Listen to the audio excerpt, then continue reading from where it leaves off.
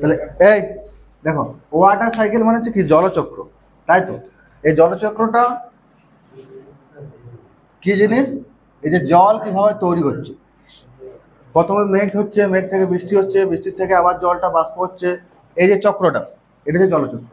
তো এটা প্যারাগ্রাফ আকারেও পড়তে পারে, আবার প্রসেসিং আকারেও পড়তে পারে। দেখো কি বলছে, water is the another name of life, জল হচ্ছে জীবনের আরেক নাম।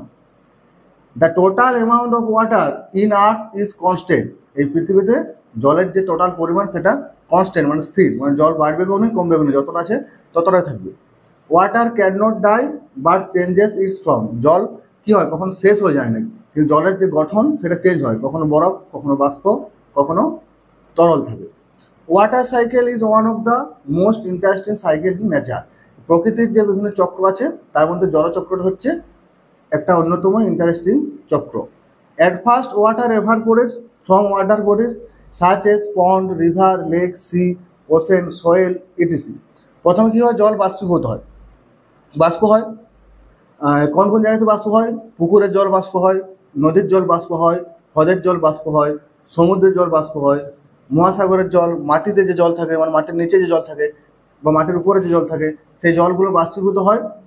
দিয়ে কী হয়, দিস ওয়াটার ভেপর, বাষ্পীভূত হয়, সেই বাষ্পটা কী হয়, this water vapour rises in the sky, বাষ্প হয়ে সোজা আকাশে উড়ে যায়।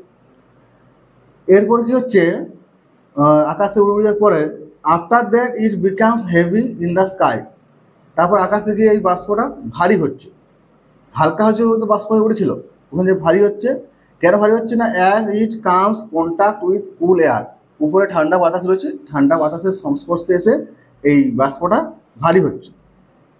দেন ইট কনডেন্সেস অ্যান্ড ফ্রম ক্লাউড, তারপরে ঘনীভূত হয়ে কী হচ্ছে, মেঘ তৈরি করছে। ইন দ্য স্কাই, এগুলো সব আকাশে হচ্ছে। This clouds move around the sky, এই যে মেঘ তৈরি হলো সেই মেঘগুলো আকাশে ভেসে বেড়াচ্ছে, মেঘ তৈরি হয়ে হঠাৎ করে বৃষ্টি হয়ে যাবে, আকাশে ভেসে বেড়াবে।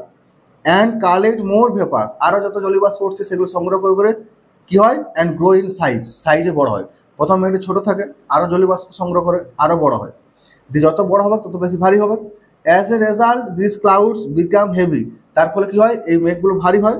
Finally clouds fall to earth as rain, তারপর শেষে ওই মেঘটা কী হয়, ভারী হয়ে জল হিসাবে মাটিতে পড়ে, পৃথিবীতে পড়ে।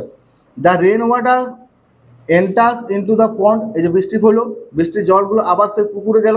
River, sea and other water bodies, এই যে উপরে যে ওয়াটার বডিগুলো বলা হয়েছিল সেইখানে যায় আবার জলটা মিশলো, তাই জলটা আকাশে যে কী হচ্ছে, সেই জল হয়ে আবার সেই মাটিতে মিশে যাচ্ছে, সেই পুকুরে এসে পড়ছে, নদীতে এসে পড়ছে, সমুদ্রে এসে পড়ছে, ঠিক আছে।